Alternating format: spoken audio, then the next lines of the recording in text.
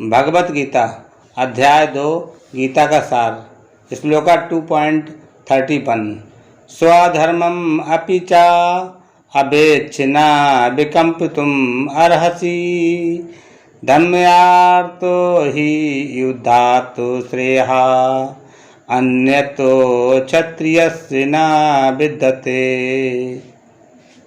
भावार्थ, क्षत्रिय होने के नाते अपने विशिष्ट धर्म का विचार करते हुए तुम्हें जानना चाहिए कि धर्म के लिए युद्ध करने से बढ़कर तुम्हारे लिए अन्य कोई कार्य नहीं है, अतः तुम्हें संकोच करने की कोई आवश्यकता नहीं है। तात्पर्य, सामाजिक व्यवस्था के 4 वर्णों में द्वितीय वर्ण उत्तम शासन के लिए है और क्षत्रिय कहलाता है।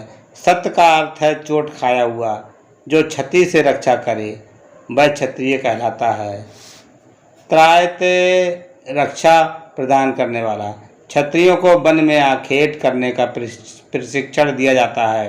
क्षत्रिय जंगल में जाकर शेर को ललकारता है और उससे आमने सामने अपनी तलवार से लड़ता था।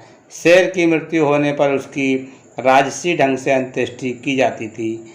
आज भी जयपुर रियासत के क्षत्रिय राजा इस प्रथा का पालन करते हैं। क्षत्रियों को विशेष रूप से ललकारने तथा मारने की शिक्षा को सीधे संन्यास आश्रम ग्रहण करने का विधान नहीं है। राजनीति में अहिंसा कूटनीतिक चाल हो सकती है, किंतु ये कभी भी कारण या सिद्धांत नहीं रही। धार्मिक संहिताओं में उल्लेख मिलता है, आहावेशु मिथो अन्योन्यम जिंगासंतो महीचिता युद्धमाना परम शक्तिया स्वर्गम यान्ति परांग मुखा यज्ञेषु पशवो ब्रह्मान् हन्यते सततम धिजय संस्कृता किल मंत्रश्चा ते अपि स्वर्गम वानुपमन।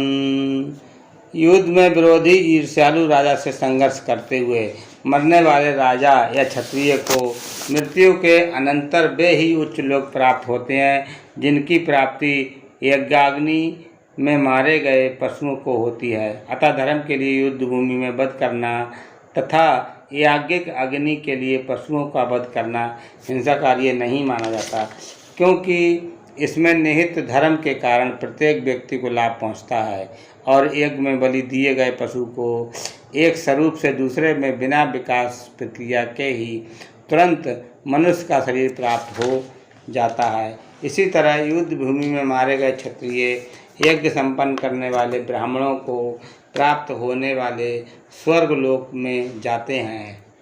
स्वधर्म 2 प्रकार का होता है। जब तक मनुष्य मुक्ति नहीं जाता तब तक मुक्ति प्राप्त करने के लिए धर्म के अनुसार शरीर विशेष के कर्तव्य करने होते हैं।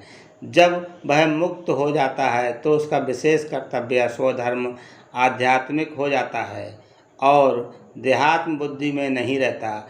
जब तक देहात्म बुद्धि में है तब तक ब्राह्मणों तथा क्षत्रियों के लिए स्वधर्म पालन अनिवार्य होता है। स्वधर्म का विधान भगवान द्वारा होता है, जिसका स्पष्टीकरण 4th अध्याय में किया जाएगा।